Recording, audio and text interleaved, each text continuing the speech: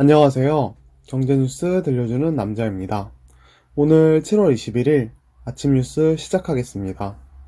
현지 시간으로 20일 다우존스 산업평균지수는 전날보다 8.92포인트 상승한 26,680.87의 거래를 마쳤습니다. S&P 500은 27.11포인트 상승한 3,251.84, 나스닥은 263.90포인트 상승한 1767.09에 마감했습니다.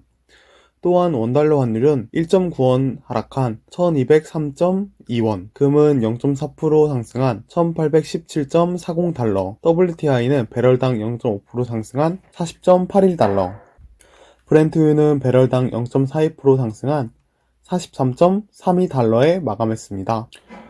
오늘의 미국 증시를 한 줄로 평가하자면 아마존이 기술주를 주도했습니다. 투자은행 골드만삭스가 목표 주가를 3,800달러로 올리자 7.9%나 폭등했습니다.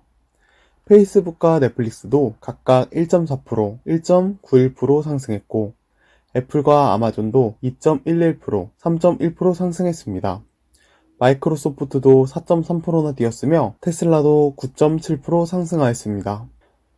이에 전문가는 우리가 기술주의 리더십을 잃게 되면 시장 전체에 역효과가 나타날 것이라고 분석했습니다. 기술주가 시장에 미치는 비중이 현재 너무 크다는 부정적인 의견도 있었습니다.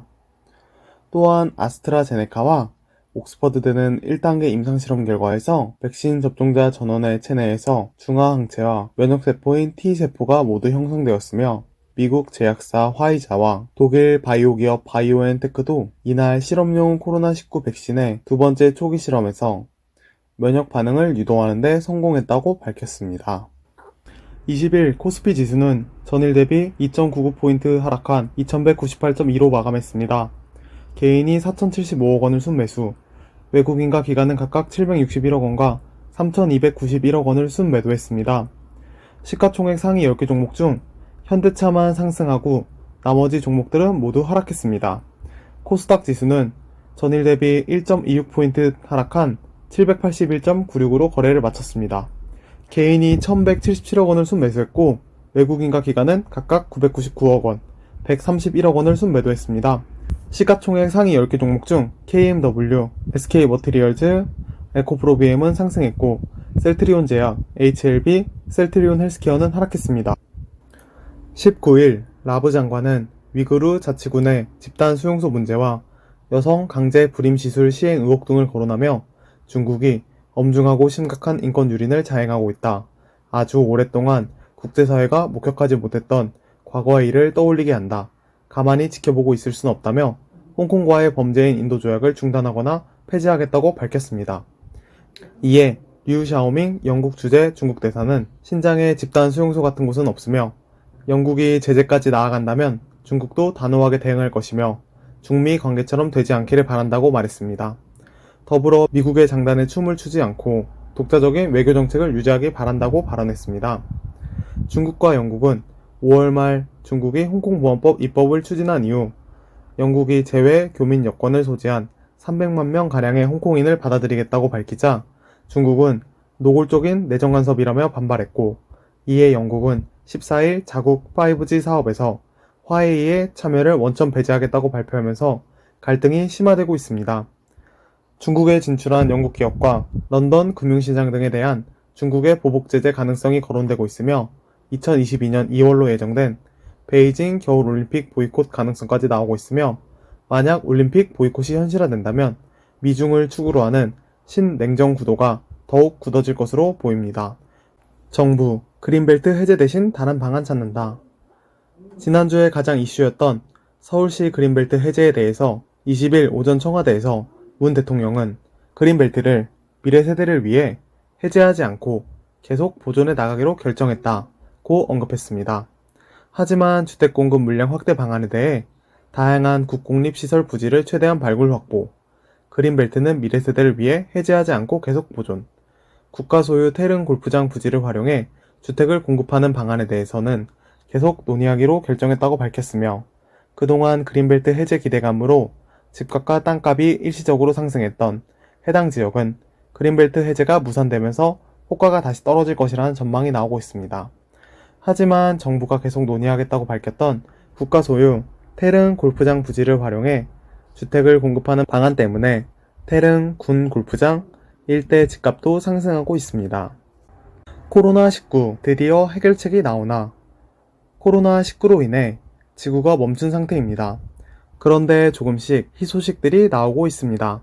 세계 각국의 의약품 회사들이 백신과 치료제의 임상과 시제품 출시를 앞두고 있다는 소식입니다. 현재 가장 빠른 곳은 렘데시비르입니다.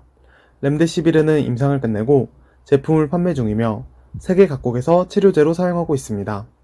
모더나는 7월 미국에서 3만 명을 대상으로 3단계 임상실험을 시작할 계획이며 이노비오와 국내 기업인 제넥시는 6월에 임상 1단계에 돌입하였습니다. 또한 현지 시간으로 20일 아스트라제네카와 옥스퍼드 대학교가 공동 개발한 코로나19 백신의 초기 임상시험 결과를 발표할 예정이며 셀트리온은 7월 17일 식품의약품안전처에서 임상 1상 시험 승인을 받았으며 결과가 좋으면 9월부터 송도 1 공장에서 항체치료제 생산을 시작하겠다고 발언했습니다. 이처럼 코로나19를 정복하기 위한 제약사들의 경쟁이 심화되고 있습니다. 하지만 우리나라 기업이 제일 먼저 성공했으면 좋겠습니다. 가계부채가 위험하다.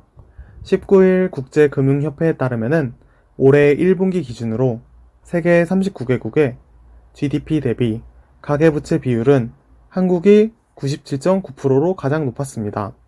이어 영국, 홍콩, 미국, 태국, 말레이시아, 중국, 유로존, 일본, 싱가포르 순으로 나타났으며 한국의 가계부채 비율은 작년 1분기보다 5.8% 높아졌습니다. 국제금융협회는 보고서에서 코로나19 팬데믹에 따른 경기 후퇴로 1분기 세계 GDP 대비 부채 비율이 역대 최대 수준으로 치솟았으며 중국, 한국, 터키, 멕시코에서 금융을 제외한 부분의 부채는 GDP 대비 비율이 가파르게 상승했다고 덧붙였습니다. 하지만 한국의 부채 급증은 2분기에도 이어지고 있으며 6월 말 기준 은행 가계대출 잔액이 928조 9천억 원으로 5월 말보다 8조 1천억 원 증가했습니다. 은행의 가계대출 잔액은 지난 2월 9조 3천억 원에서 한 달 만에 역대 최대 규모인 9조 6천억 원으로 늘었습니다. 기업 소식들에 대해서 전달해 드리겠습니다. 탈원전 정책으로 주가가 3년간 줄곧 내리막을 걸었던 두산중공업이 정부의 그린 뉴딜 정책 수혜주로 급부상하고 있습니다. 19일 해상풍력 사업에서 오는 2025년 연매출 1조 원 이상을 달성하겠다고 밝히며 현재 시장에서 많은 관심을 받고 있으며 지난 15년간 1,800억 원을 투자해 추가적인 재무 부담이 크지 않은 데다가 유유 설비 역시 많아 생산 라인 재배치에도 큰 무리가 없다는 분석이지만 정부가 밝힌 2030년까지 12기가와트 규모의 해상풍력을 준공한다는 계획이 얼마나 진행되는지에 따라 부산중공업의 실적이 좌우될 전망입니다. 최근 인천과 경기에 이어 서울에서도 수돗물 유충이 발견됐다는 소식이 전해지면서 해당 유충 관련주들이 20일 시장에서 크게 상승하였습니다. 녹십자홀딩스는 20일 혈액제제 북미 최대 생산법인인 GCBT와 미국 혈액원 사업 부분인 GCAM 지분 100%를 세계 최대 혈액제제 회사인 스페인의 그리폴스에 넘기는 초대형 계약을 하며 계약 규모는 기업 가치 기준으로 약 5,520억 원에 달하는 계약을 맺었다고 발표했습니다. 20일 네이버와 SM은 제3자 배정 유상증자 형태로 지분을 투자키로 하는 협의를 진행 중이며 업계 관계자는 네이버는 지난 4월 SM과 공동으로 글로벌 사업을 추진하는 양해각서를 맺었고 현재 네이버가 SM엔터 지분을 확보하는 방안을 추진 중이라고 설명했습니다. 업계가 추정하는 이번 지분 인수 규모는 1,000억 원대며 2대 주주가 됩니다. 네이버는 해당 투자에 나서면서 콘텐츠 유통망도 강화되며 향후 SM이 보유한 K-POP 인기 지식재산권을 콘텐츠에 적극 활용한 계획인 것으로 알려졌습니다. 130년 전통의 글로벌 전자기업인 필립스가 가전사업을 정리하기 위한 매각 작업에 착수했습니다.